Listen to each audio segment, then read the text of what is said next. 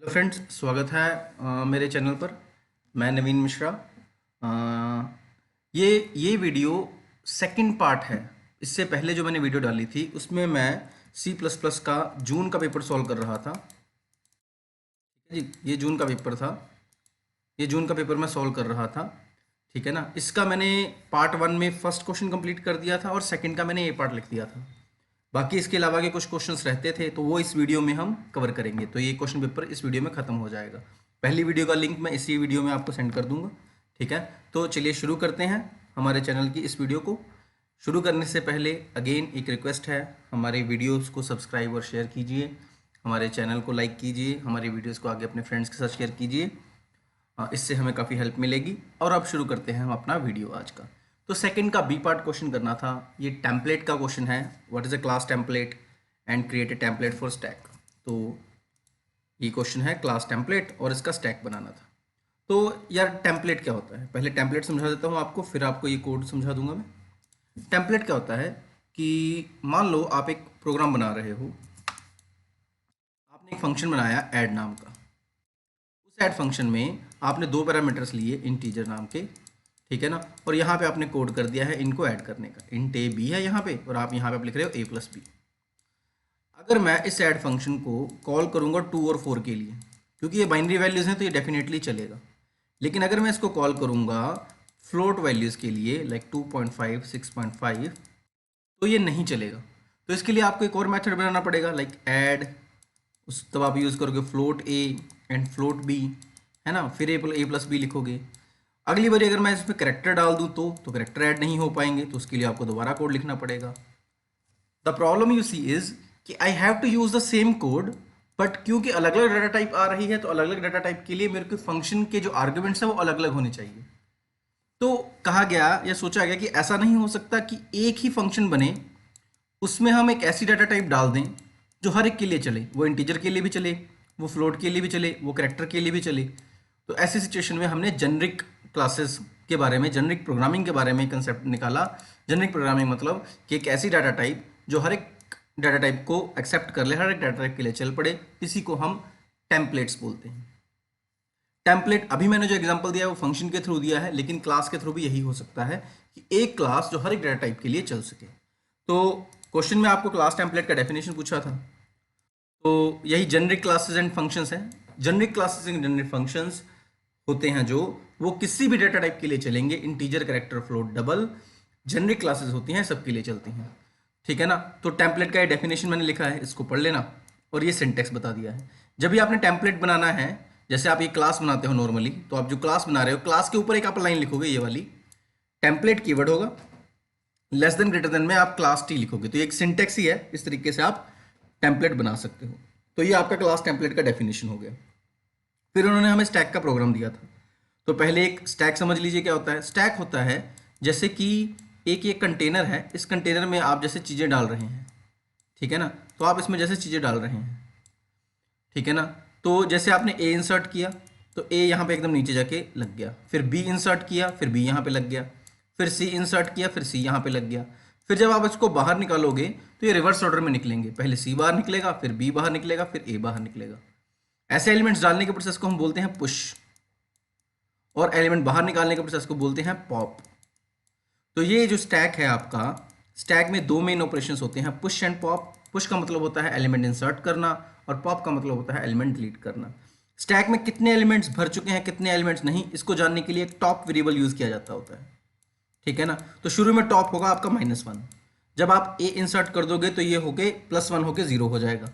फिर B insert करोगे तो 1 हो जाएगा, जब सी इंसर्ट करोगे तो 2 हो जाएगा। तो टॉप +1 होगा कब, जब आप पुश करोगे। और जब आप एलिमेंट बाहर निकालोगे, पॉप करोगे, तो ये टॉप -1 होगा, 2 होगा, -1 होके 1 हो जाएगा, फिर -1 होके 0 हो जाएगा, फिर वो -1 होके -1 हो जाएगा। तो स्टैक में पुश एंड पॉप ऑपरेशंस होते हैं। टॉप जो होता है ये बताता है कि भाई कौन सी पोजीशन पे आपका एलिमेंट पड़ा है, कहाँ पे आप करंट एलिमेंट इंसर्ट या पॉप आउट कर सकते हो। तो बाय डिफॉल्ट स्टैक का साइज कितना हो, तो मैंने यहाँ पे हैश डिफाइन साइज 5 लिखा है। इसका मतलब कि स्टैक में 5 एलिमेंट्स आप इंसर्ट कर सकते हो। ये आपकी क्लास टैग बना रहा हूँ और इसको टेम्पलेट के फॉर्म में ले रहा हूँ। अब मैं यहाँ पे ABCD डाल रहा हूँ, अगर मैं यहाँ पे 1 2 3 डाल दूँ तो, या पॉइंट्स में वैल्यू डाल दूँ तो मैंने क्या किया है, यहाँ पे जब एरे बनाया है ना, तो मैंने टी डेटा टाइप का ही एरे बनाया है। टी स्टैक का नाम मैंने ST रखा है, और कितने का बनाया है, जो साइज 5 है। तो a stack of 5 of T data type is created here. T means ये किसी भी डेटा टाइप के लिए चल सके। अब इसमें मैंने कुछ फंक्शंस बनाए हैं। एक क्लास है, तो क्लास का एक कंस्ट्रक्टर है स्टैक, जिसमें टॉप की वैल्यू इनिशियलाइज कर दी है -1, जैसे मैंने आपको यहाँ पे समझाया है। फिर मैंने क्या किया है, पुश और पॉप ऑपरेशंस लिखे हैं, और इज एम्प्टी और वो लिखा है। तो आप यहाँ से स्क्रीनशॉट ले लीजिए फ्रॉम हेयर। ये पहला स्क्रीनशॉट होगा आपका इज एम्प्टी तक का, 39 नंबर लाइन तक। फिर 39 लाइन से 69 तक का ये स्क्रीनशॉट होगा आपका, और अब 69 से आपका रिमेनिंग कोड होगा। ठीक है, अब मैं इसको समझाना शुरू करता हूँ। तो जब आपने ये काम कर दिया है, जब आपने कंस्ट्रक्टर बना दिया है, तो पुश क्या है, कौन सा एलिमेंट पुश करना है, वो एज ए पैरामीटर रिसीव करूंगा। ठीक है ना। अभी इफ भूल जाओ, जब आप इंसर्ट करने के लिए मेरे को वैल्यू भेजोगे, लाइक 10 भेजोगे, तो मैं उसको प्रिंट करवाऊंगा, टॉप का एक साइज बढ़ाऊंगा, स्टैक टॉप में वैल्यू डाल दूंगा और बाहर आ जाऊंगा। ठीक है ना। पॉप में क्या करूंगा, मैं एक जो टॉप का एलिमेंट है उसको बाहर निकाल दूंगा। ठीक है ना, टॉप का साइज एक कम कर दूंगा, -1 कर दूंगा, और पॉप्ड एलिमेंट को आपको भेज दूंगा वापस। तो पुश एंड पॉप के ऑपरेशंस ये रहे। लेकिन जब आप पुश एंड पॉप करते हो तो कई बार क्या होता है, ओवरफ्लो और अंडरफ्लो का सिचुएशन आता है। ओवरफ्लो मीन्स आपका स्टैक ऑलरेडी भरा हुआ है, आप उसमें इंसर्ट नहीं कर सकते, और अंडरफ्लो मीन्स आपका स्टैक खाली है तो उसमें से आप डिलीट नहीं कर सकते। तो ये पता करने के लिए कि स्टैक कहीं भरा है, कहीं स्टैक खाली तो नहीं है, तो इज फुल मेथड है। इज फुल मेथड ये बताएगा, अगर आपका टॉप साइज -1 हो गया है, क्योंकि एरे 0 से 4 तक का होता है, साइज आपने 5 रखा था, तो 5 - 1 हो गया 4। अगर आपका टॉप 4 तक पहुंच गया है, इसका मतलब आपका स्टैक फुल हो चुका है, आप आगे इंसर्ट नहीं कर सकते। और अगर ये कंडीशन फॉल्स है तो स्टैक फुल नहीं है, आप इंसर्ट कर सकते हो। एंड सेम इज एम्प्टी, अगर टॉप बिल्कुल खाली हो गया है, -1 पे है, तो इसका मतलब आप एलिमेंट डिलीट नहीं कर सकते, अदरवाइज आप एलिमेंट डिलीट कर सकते हो। तो push pop is empty is full method बनाए हैं और एक कंस्ट्रक्टर बनाया है। वंस वी आर डन, मैंने क्लास बंद कर दी अपनी। जो मैंने क्लास बंद कर दी है, क्लास बंद करने के बाद मैंने क्या किया है, मेन फंक्शन बनाया है। अब जो मैंने ऊपर क्लास स्टैक बनाई थी, तो स्टैक जो टेम्पलेट क्लासेस होती हैं, जब आप बनाओ तब आपको डाटा टाइप बतानी पड़ेगी। तो जब मैंने स्टैक बनाया तभी मैंने डाटा बता दी कि ये इंटीजर वैल्यूज लेगा। स्टैक का नाम रखा इंट स्टैक, एक मैंने इंटीजर का स्टैक बनाया है, और सिमिलरली एक स्ट्रिंग का स्टैक बनाया है। तो इंटीजर स्टैक में वैल्यूज लेने के लिए मैंने एक इंटेक्स वेरिएबल लिया, यूजर से वैल्यू पूछी, पुश फंक्शन से इस वैल्यू को स्टैक में डाल दिया, and same I repeated for next element. फिर मैंने ये स्ट्रिंग के लिए करके दिखाया आपको कि स्ट्रिंग में इनपुट कैसे होगी, और 2 बार इनपुट करके दिखाई है। फिर पॉप करके दिखाया है कि भैया इंटीजर स्टैक में से एक बार पॉप कर लो और स्ट्रिंग स्टैक से एक बार पॉप कर लो। आपको इतना कोड लिखने की जरूरत नहीं है, आप क्या कर सकते हो, line number 60, line number 62, 63, 64, 65 and line number 76, और उसके बाद रिटर्न 0, 79। तो 60 से 79 लाइन तक का ये शॉर्टकट था कि आप इतना भी इसको भी कम कर सकते हो, क्योंकि ये 10 मार्क्स का क्वेश्चन था, मैंने इसलिए थोड़ा बड़ा कर दिया है। ठीक है, तो ये आपका स्टैक का क्वेश्चन था, क्वेश्चन 2B। आई होप आप लोगों को समझ लग गया होगा। अब हम आगे चलते हैं। ठीक है, तो आगे क्या है, आगे है थर्ड का A, function overloading and function overriding. भैया ये इंपॉर्टेंट क्वेश्चंस में आता है, इसको पढ़ लेना। तो फंक्शन ओवरलोडिंग और फंक्शन ओवरराइडिंग का डिफरेंस मैंने ये लिखा हुआ है आपके पास, जस्ट सेकेंड, ये बड़ा है क्या, ओके, जस्ट सेकेंड, आप यहाँ से स्क्रीनशॉट ले लीजिए। तो पहला स्क्रीनशॉट आप ले लीजिए, इतना, ठीक है जी, 6 पॉइंट्स तक का। ओवरलोडिंग क्या होता है, अगर एक ही क्लास में 2 फंक्शंस सेम नाम के हों लेकिन उनके आर्गुमेंट लिस्ट डिफरेंट हो, तो वो ओवरलोडिंग कहलाती है। मतलब ये एक क्लास में होती है, और ये भी जरूरी नहीं है कि आप क्लास बनाओ, बिना क्लास के भी ओवरलोडिंग कर सकते हो। ओवरराइडिंग जो पार्ट है वो इनहेरिटेंस का पार्ट है। अगर बेस क्लास और डिराइव्ड क्लास दोनों के पास सेम नाम का मेथड हो जाए तो वो ओवरराइडिंग कहलाएगा। ठीक है, तो ये देखिए कि ये एक क्लास में होती है या बिना क्लास के भी हो सकती है, ये इनहेरिटेंस से होती है। ठीक है ना। जब आप ओवरलोड करते हो ना, तो फंक्शन का नाम सेम रहेगा, मान लो गेट ही रहेगा, लेकिन आर्गुमेंट चेंज होंगे। यहाँ पे जैसे खाली हो गया, या इंट एक्स हो गया, या इंट वाई हो गया। ओवरराइडिंग में ऐसा नहीं होगा, ओवरराइडिंग में एज इट इज कॉपी लगेगी। गेट नाम अगर बिना आर्गुमेंट के है तो ओवरराइडन भी ऐसे ही होगा। जब आप इनको कॉल करते हो, अगर गेट दो गेट बना के बैठे हो आप ओवरलोडिंग से, तो दोनों को कॉल करने के लिए डिफरेंट डिफरेंट पैरामीटर लिस्ट भेजनी पड़ेगी। यहाँ पे आप चाइल्ड क्लास के ऑब्जेक्ट से कॉल करोगे। ये सेम स्कोप में होती है, मतलब किसी एक क्लास के अंदर होती है। ओवरराइड फंक्शन डिफरेंट स्कोप में होती है, बेस क्लास और डिराइव्ड क्लास में होती है। यहाँ पे फंक्शन डिफरेंट होते हैं, यहाँ पे फंक्शन सेम रहेंगे। ये सिंटेक्स है, return type function name arguments एक का, return type function name arguments with different data type और दूसरा। और अगर आप ओवरराइडिंग कर रहे हो तो बेस क्लास का अलग बनेगा, चाइल्ड क्लास का अलग बनेगा, लेकिन कोड सेम रहेगा, यानी ये डेफिनेशन सेम रहेगी। Return type method name arguments, return type method name arguments, ठीक है ना। इसके बाद ये 7th पॉइंट, एक छोटा सा पॉइंट रह गया था आपके स्क्रीनशॉट में, ये अब है, ठीक है ना। ऐसे फंक्शंस को कॉल कैसे करोगे, तो भैया जब इसको कॉल करना है तो भैया आर्गुमेंट चेंज कर देना तो कॉल हो जाएगा। अगर आप ओवरराइडिंग को कॉल करोगे तो बेस ऑब्जेक्ट के थ्रू या चाइल्ड ऑब्जेक्ट के थ्रू आप कॉल कर सकते हो। अब इसका एक प्रोग्राम, तो प्रोग्राम देखते हैं फंक्शन ओवरराइडिंग और फंक्शन ओवरलोडिंग का। ये रहा आपके पास, ठीक है ना। तो फंक्शन ओवरलोडिंग मैंने करी है, मैंने एक ही क्लास बनाई, उसके अंदर एक गेट फंक्शन है और फिर से गेट फंक्शन है। इसमें कोई आर्गुमेंट नहीं है, इसमें एक आर्गुमेंट है, तो ये ओवरलोडिंग हो गया। इसमें ए का वैल्यू 1 रखा है, इसमें ए का वैल्यू x रखा है। मेन के अंदर गया, इसका ऑब्जेक्ट बनाया क्लास का, फंक्शन ओवरलोड का, दोनों फंक्शंस को कॉल कर लिए। पहले फंक्शन को कॉल करने के लिए मैंने कोई आर्गुमेंट नहीं दिया और दूसरे फंक्शन को कॉल करने के लिए मैंने एक इंटीजर आर्गुमेंट दिया है, ठीक है। तो यहाँ पे आपका फंक्शन ओवरलोडिंग का एग्जाम्पल हो गया। अब चलते हैं फंक्शन ओवरराइडिंग का, स्क्रीनशॉट लेते रहिए। फंक्शन ओवरराइडिंग में क्या हुआ है कि भैया बेस क्लास बनाई है, डिराइव्ड क्लास बनाई है। बेस में गेट फंक्शन है जिसमें मैसेज है हाई फ्रॉम बेस, फिर डिराइव्ड ने इसको इनहेरिट किया है, इसने भी गेट फंक्शन बना दिया और मैसेज चेंज कर दिया hello from derived. Main function के अंदर आप डिराइव्ड का ऑब्जेक्ट बनाते हो और गेट फंक्शन कॉल करते हो, तो इस वक्त डिराइव्ड गेट ये वाला चलेगा। लेकिन इस एम्बिगिटी को दूर करने के लिए आप स्कोप रेजोल्यूशन यूज कर सकते हो। अगर ऐसा करोगे तो आप बेस का गेट फंक्शन चलेगा। ये आपका ओवरराइडिंग का एग्जांपल है, ओके। और इससे पीछे ये आपका ओवरलोडिंग का एग्जांपल था, ये वाला, ठीक है ना। तो ये भी क्वेश्चन हो गया। ये कौन सा क्वेश्चन था हमारा, ये क्वेश्चन था हमारा थर्ड का ए पार्ट।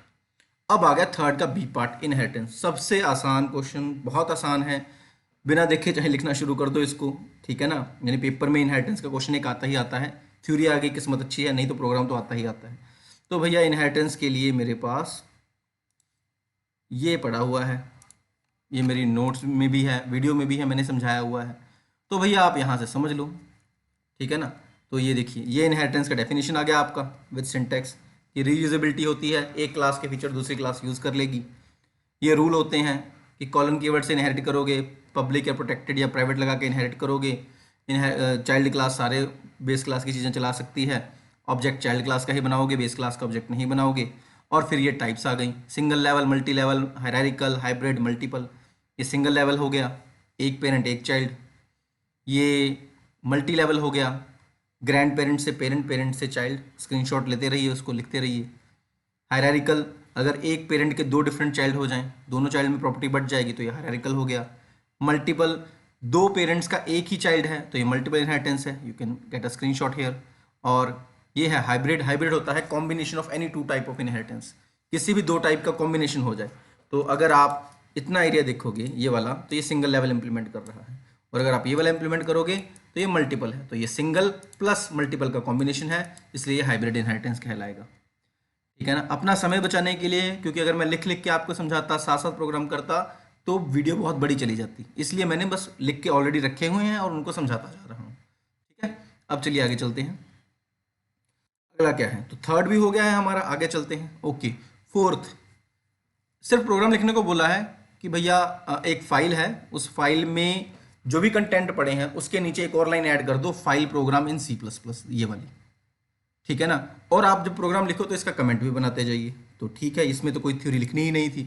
तो ये रहा आपका प्रोग्राम, बहुत छोटा सा प्रोग्राम है लेकिन थोड़ा कॉम्प्लिकेटेड है, ठीक है ना। तो हर एक हेडर फाइल को मैंने बताया साथ साथ कि सी आउट यूज़ किया है, इसलिए आईओ स्ट्रीम लगाई है। फाइल हैंडलिंग के लिए मुझे एफ स्ट्रीम हेडर फाइल को कॉल करना पड़ता है। और स्ट्रिंग फाइल का नाम क्या है जिसमें आप फाइल डाटा स्टोर कर रहे हो, तो उसके लिए मैंने स्ट्रिंग हेडर फाइल यूज़ की है। यूजिंग नेम स्पेस एसटीडी, ये लगता ही लगता है। मेन फंक्शन शुरू किया, फाइल कौन सी है, तो मैंने इस स्ट्रिंग वेरिएबल में रख लिया, स्ट्रिंग फाइल नेम temp.txt। फिर रीड राइट अपेंड करना है, या अपेंड करना है तो उसके लिए मैंने एफ स्ट्रीम क्लास का ऑब्जेक्ट बनाया है, एफ फाइल आउट। फिर इस फाइल आउट में ओपन किया है फाइल नेम, ये फाइल नेम ये वाला आएगा temp.txt। और इसको किस पर्पस के लिए खोलना है? App means append to append, मतलब जो भी कंटेंट पड़े होंगे फाइल के उसके नीचे मैं नया कंटेंट ऐड करना चाहता हूँ।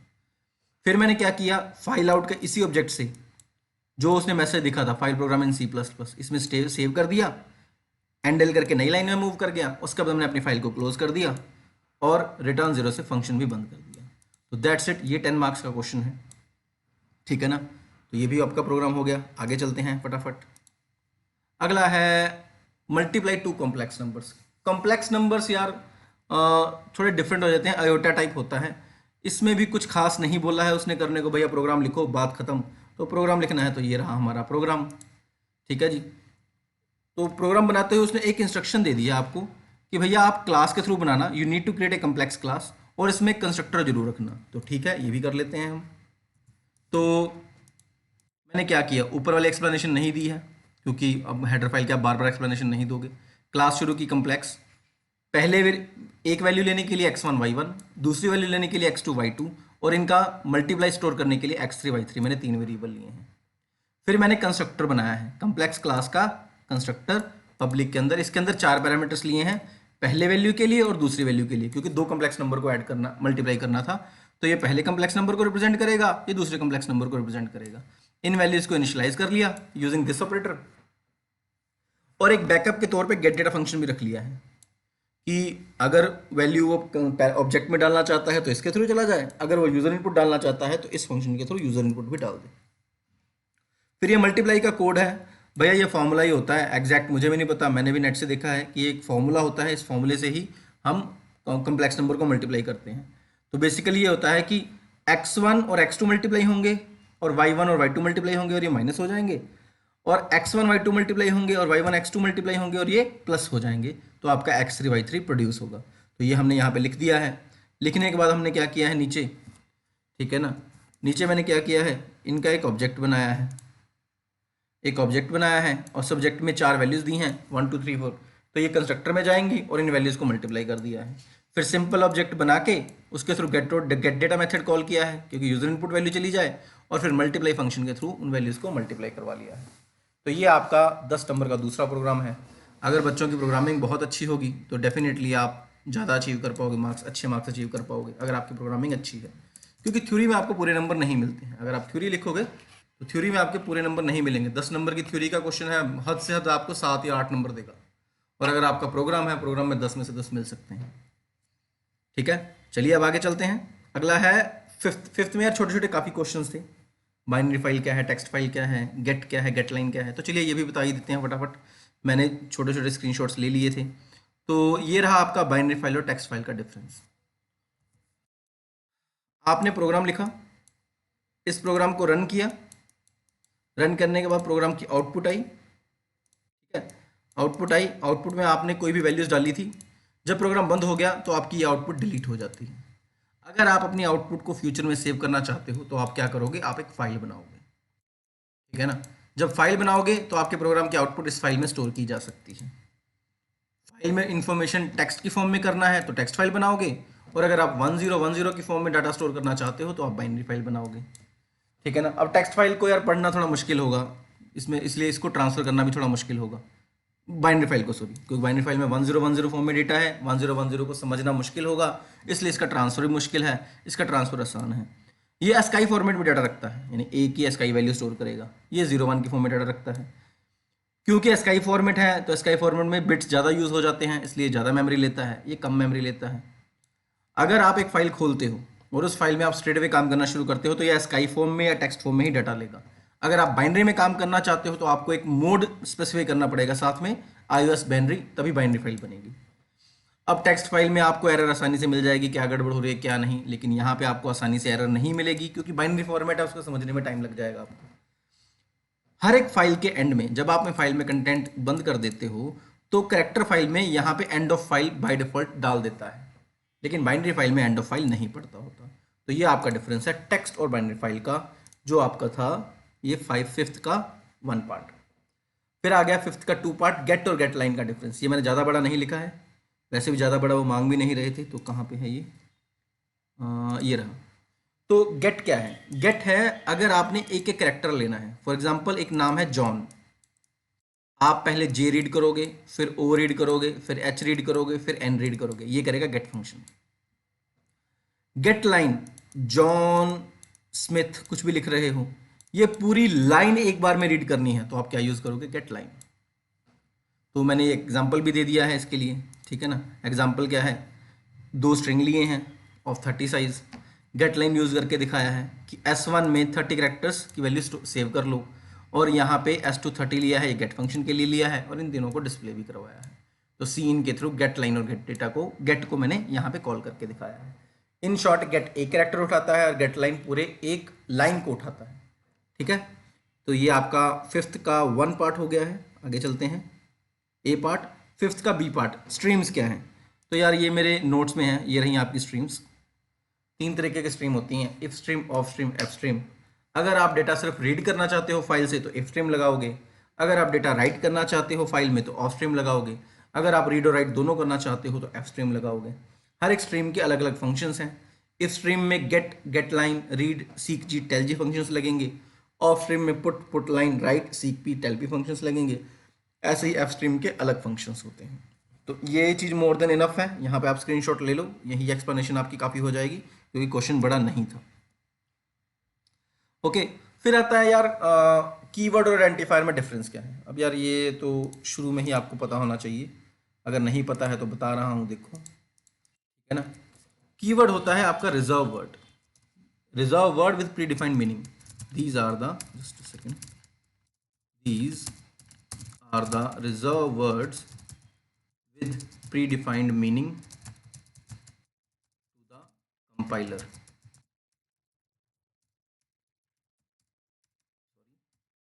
They are written in lowercase. The meaning cannot be changed by the programmer, ठीक है ना। और C++ में 48 कीवर्ड्स हैं।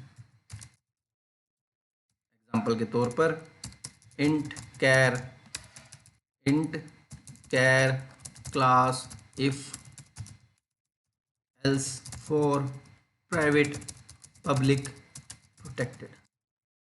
ओके, और उसके बाद उसने क्या पूछा है? आइडेंटिफायर। आइडेंटिफायर क्या है? कीवर्ड तो वो है जो कि फिक्स है, जिनका मीनिंग फिक्स आप चेंज नहीं कर सकते। आइडेंटिफायर क्या है? These are the names given by the programmer to the variable और फंक्शन और class. They are used to identify a particular thing such as variable, class or function, ठीक है ना। There are naming rules of variable, naming rules of identifier, कि आप identifier कैसे ले सकते हो, कैसे नहीं। पहला चीज़ ये कीवर्ड ना हो, ठीक है ना, it should not be A keyword, ठीक है ना। दूसरा, it should not have any space, कोई स्पेस ना उठाइए, नाम के बीच में स्पेस नहीं हो सकती, ठीक है ना। It should not start from digit, digit से शुरू ना हो। फिर क्या है? It should have underscore as special character, और कोई स्पेशल कैरेक्टर आप नहीं डाल सकते। फुल स्टॉप, डॉट, अंडरस्कोर नहीं डाल सकते। एग्जाम्पल के तौर पर अगर आप ये लाइन लिखते हो इंट ए इक्वल्स टू 10, तो इंट आपका कीवर्ड है और ए आपका आइडेंटिफायर है, आइडेंटिफायर और वेरिएबल, ठीक है ना। दे यू गो, ये आपके कीवर्ड और आइडेंटिफायर का क्वेश्चन है। अगला शुरू करते हैं। अगला क्या है? अगला है एक्सेप्शन हैंडलिंग क्या है। जो रन टाइम एरर होती है उसको हम exception handling, run time error होती है उसको हैंडल करने के लिए हम एक्सेप्शन हैंडलिंग यूज़ करते हैं। तो ये रहा आपका क्वेश्चन, एक्सेप्शंस, स्क्रीनशॉट। एक्सेप्शंस क्या है? देखो यार, जब आप प्रोग्राम लिखते हो तो प्रोग्राम करते हुए आपकी गलतियाँ होती हैं, उन गलतियों को हम एरर्स बोलते हैं। एरर्स दो हिस्सों में बांटी जा सकती हैं, कंपाइल टाइम एरर और run time error. Compile time error क्या है? आपने सेमीकोलन नहीं डाला, आपने कर्ली ब्रेसेस नहीं डाले, आपने कीवर्ड गलत लिख दिया, इंट कीवर्ड को इट लिख दिया, तो कंपाइलर ऐसी एरर्स को ढूंढ लेगा, आपको बता देगा इस लाइन में एरर है भैया, इसको सही कर लो। तो ये तो आसान होती हैं। रन टाइम एरर्स क्या होती हैं? कई बार आपने प्रोग्राम लिखा, प्रोग्राम लिखा पूरा, प्रोग्राम को कंपाइल किया, कोई एरर नहीं दिखा रहा, लेकिन रन करते हो तो रन ही नहीं हो रहा, बीच में रुक जाता है। ठीक है ना, जैसे एरे की वैल्यू लेने को पूछते हो, एरे की वैल्यू डालने को कहता है, लेकिन साथ ही मैसेज देता है एक्सेप्शन अकर्ड। ऐसी एरर्स को ही रन टाइम एरर्स बोलते हैं। जैसे आप डिवाइड बाय जीरो करोगे या एरे 5 का लेके एरे 6 नंबर एसेस करने की कोशिश करोगे, ऐसे सिचुएशन में रन टाइम एरर होती हैं। रन टाइम एरर को ही एक्सेप्शन कहा जाता होता है। और अगर आप चाहते हो कि एक्सेप्शन आने के बावजूद आपका प्रोग्राम कंटिन्यू होता रहे, तो आप एक्सेप्शन हैंडलिंग मैकेनिज्म यूज करोगे। जब भी आप एक्सेप्शन हैंडलिंग मैकेनिज्म यूज करते हो तो ये 4 स्टेप्स में या 4 टास्क में कंप्लीट हो सकता है। पहला क्या है, आप एरर ढूंढोगे, फिर उस एरर को कन्वे करोगे, फिर उस एरर इन्फॉर्मेशन को रिसीव करोगे और फिर उसके हिसाब से करेक्टिव मेजर लोगे कि उसको कैसे आप सॉल्व कर सकते हो। जब आप एक्सेप्शन हैंडलिंग को C++ में इंप्लीमेंट करते हो तो ट्राई, कैच एंड थ्रो, इन 3 कीवर्ड्स को यूटिलाइज किया जाता होता है। जिस स्टेटमेंट में लगता है आपको एरर आएगी उसको ट्राई के अंदर रख देते हैं। ट्राई के बाद कैच लगाना जरूरी है, नहीं तो कंपाइल टाइम एरर ही आ जाएगा। और ट्राई से कैच में मूव होने के लिए हम थ्रो कीवर्ड को यूटिलाइज करते हैं। तो ये आपका ट्राई कैच थ्रो का एक्सप्लेनेशन है। ठीक है ना, आप यहाँ पे एक स्क्रीनशॉट लेके समझ सकते हो, या अब आप स्क्रीनशॉट ले लो और इसको पढ़ सकते हो। फिर आ गया आपका एक्सेप्शन हैंडलिंग का प्रोग्राम। तो ये मैंने एक प्रोग्राम लिखा है, you can take a screenshot. Division by zero का एक्सेप्शन होता है। जैसे कि अगर आप 0 डिवाइड बाय 5 करोगे तो दिस इज 0। अगर आप 5 डिवाइड बाय 0 करोगे तो ये हो नहीं सकता, ये इनफाइनाइट कहलाता है, इन्फिनिटी कहलाता है। बेसिकली ये एरर है, पर ये रन टाइम एरर है। आपने यहाँ पे ए और बी वैल्यू यूजर से पूछी, तो मान लो आपने वैल्यू डाली 10 और 5। 10 और 5 तो अब तो नॉर्मल डिवीजन है, ये 10 डिवाइड बाय 5 करोगे आपका आंसर 2 आएगा। तो मैंने क्या किया, यहाँ पे किया कि ए माइनस बी करते हैं अगर, तो 10 माइनस 5 करेंगे तो कितना आएगा 5। ये 0 तो नहीं है ना, नहीं है। तो अब क्या करेगा वो, डिवीजन आपको शो कर देगा और इस वक्त कोई एरर नहीं आएगा। अगर आपने 10 माइनस 0 कर दिया तो 10 माइनस 0 करोगे तो 10 आएगा, ये नॉट इक्वल टू 0 है। तो आप क्या करोगे, यार यहाँ पे मैंने गलती करी, 2 मिनट। अगर आप a माइनस बी करोगे 10 माइनस 0 तो ये 10 ही दे देगा। If c is equal to a कर सकते हैं हम एक्सेप्शन के लिए, हाँ ये ठीक रहेगा। अगर c not equals to a, ठीक है ना, तो बेसिकली आपका a है 10, b है 0 मान लो। तो आपने 10 माइनस 0 किया तो ये 10 ही आ गया c में, ये 10 और ये 10 मैच कर गया। अगर ये मैच करता है तो ये पार्ट नहीं चलेगा, एल्स चलेगा और ये एक्सेप्शन रेज कर देगा। और अगर आप 10 और 5 कर रहे हो तो 10 माइनस 5 5 आ गया, 5 आपका 10 के बराबर नहीं है, तो डिवीजन आसान है, डिवीजन कर सकते हो। तो अगर एक्सेप्शन आया है ट्राई, तो देखो ट्राई के अंदर मैंने थ्रो कीवर्ड लगाया है, थ्रो सी, इस एरर को भेज दो। सी एक इंटीजर डाटा टाइप को बिलोंग करता है, तो यहाँ पे इंटीजर कैच लगा हुआ है एज आर्गुमेंट, और इसने एक मैसेज दे दिया है कि भैया आपका एक्सेप्शन आया है, इसको सही कर लीजिए। तो ये आपका ट्राई कैच का प्रोग्राम था। तो इसी के साथ हमारा ये जून 2022 का C++ का पेपर खत्म होता है। थैंक यू वेरी मच, मिलते हैं हम आपसे नई वीडियो में।